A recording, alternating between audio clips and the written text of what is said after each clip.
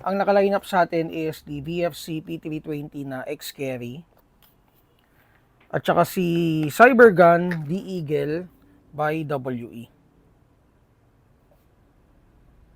Okay, so unahin ko na to guys. So lapit mo konti brother. So itong Cybergun na to D-Eagle is made by WE. So 1:1 din siya with the realistic yung real steel. Okay, so gas blowback pistol with semi-automatic shooting mode. So metal yung slide niya. And then metal din yung lower frame. So si D-Eagle guys, madami siyang colorway. So ang dumating sa atin itong silver. So meron diyang Deadpool, merong color gold, merong mix ng silver at saka color gold. So madaming klase ng colorway sa D-Eagle. Okay, so meron siyang 20mm na Picatinny slide top and lower frame. Ayan. So kung papansin nyo dito, meron siya 20mm to so standard. Ayan. So kung gusto nyo maglagay ng accessory, pwede. Hindi lang threaded syempre yung outer barrel niya. Okay, so metal front and rear sight. Ayan. Ayan, sights niya, rear sight and then front sight. So polymer grip cover. And then metal hammer, metal trigger, metal slide catch, safety and magazine release. Yan. So hammer. So magazine niya is 27 rounds. Ito. Okay, so kasama sa box is itong BB loader and yung magazine lang. So manual, ito. Kasama din siya. Yan. So nakalagay na dyan, guide kung paano siya ginagamit, paano siya loadan, kung ano yung mga function ng mga parts na nakikita nyo dun sa unit. Okay, so titest natin siya to check kung ilang FPS siya out of the box. And for the price guys, makikita nyo to sa Google Drive natin under the new arrivals. Okay, and para doon sa mga new subscriber namin, saan ba yung Google Drive namin? Ang page namin is Mavs Hobby Shop. So doon nyo ma-check yung mga mga items namin. So and if you're wondering bakit hindi kami nagpo-post ng mga units, kasi bawal talaga sa FB. So dito kami nagpo-post ng mga videos and doon sa Google Drive namin. Sige, test natin to. Ito guys, medyo malakas yung blowback nito or matigas yung blowback. Sa sobrang laki ba naman ito. And guys, ito pala nakalimutan ko pala pakita, i-highlight yung mga markings niya. Yan, may marking siya dyan.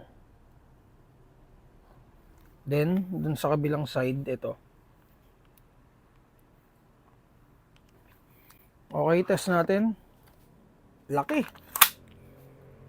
Yan, pag ginasa mo.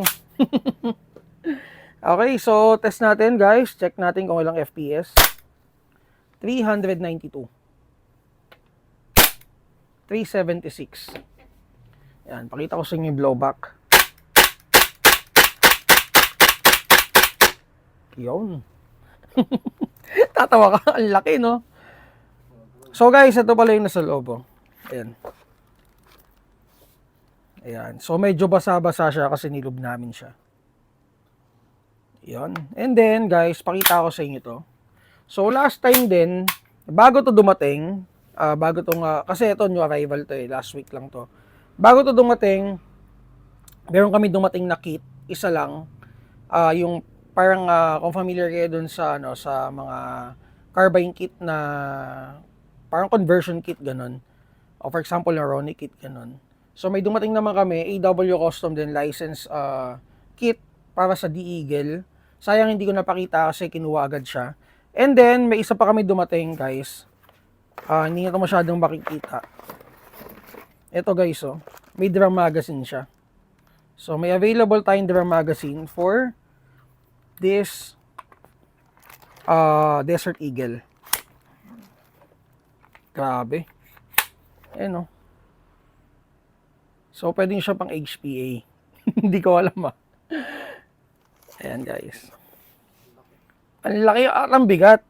'Di ba? Hindi ko sure kasi yung kanina, yung kumuha nung kit, chinek niya, kumuha siyang D-Eagle din. And di ko alam kung kukunin niya to. So, check niya. Pero kung interested naman kayo, after nyo mapanood tong video na to, so hindi naman siya na-reserve, pwede nyo kukunin. So, isa lang yung meron kami nito. Ayan. So, hindi mo siya masyado makikita sa mga sites. Ngayon lang din ako nakakita nito, guys, nung dumating nga siya.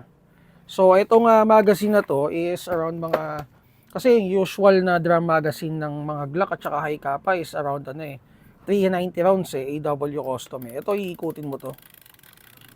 So, magtataas yan ng bala. So, siguro mga nasa 350 to, 350 rounds. So, again, may AW custom tayo na drum magazine for this Desert Eagle. Okay? So, and then, ang price ito, guys, is 11,500. Check nyo na lang sa new arrivals natin. Then, punta tayo dito sa, teka, saan ang kodigo ko? Ayan. So, hindi ko kasi kabisado yung mga, anong tawag dito? Yung mga spec nila. So, para accurate tayo, kumukuha ko ng kodigo. Okay, so, this one is DX Carry, P320. Ayan, so 1:1 din siya. Ano siya, license siya ni SIG. So made by VFC. So 1:1 realistic gas blowback airsoft pistol. Metal slide, and then polymer yung lower frame niya. And then markings, guys, ayun yung markings niya. So, engraved markings yan ng P320 X-Carry. So, outer barrel is metal. And then with RMR cut na siya sa slide dun sa top. For red dot sight. And then, under rail for accessory attachment. Flashlight laser, pwede. And then, magazine niya is sa 21 rounds na capacity magazine, GBB, or gas magazine. Okay, so ano pa ba yung mga kasama dun sa box? Teka. Ito pala yung kabilang side. Then grip is non-slip. Maganda.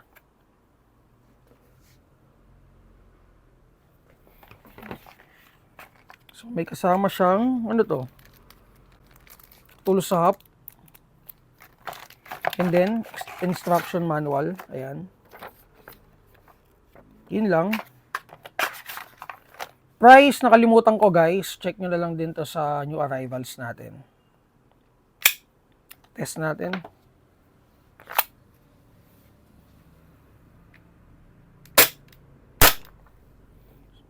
$327. So, medyo malalim yung ano niya. Kinulang sa gas.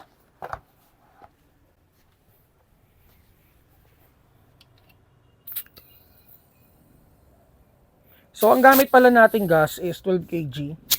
And then, ang BBs natin is 0.20. Ayan. Slide lock na. Again, VFC P320 na X-Carry. And guys, ito pala, pakita ko rin sa inyo. Ito yung ano nyo, serial number nyo nandun sa loob. Ayan. Then, ambi din yung salak niya. Ayan. Selector din, ganun din. Ambi din. Ganda. So, limited stock lang to. Check nyo na lang sa new arrivals natin. So, yun. Punta tayo dun sa next batch natin. Platinum, AK, at saka yung bago nating VFC T91. T91, no? So, bago sila. Ayun. Kung may mga tanong kayo regarding these units, PM lang kayo sa page natin, Marv Sabi Shop.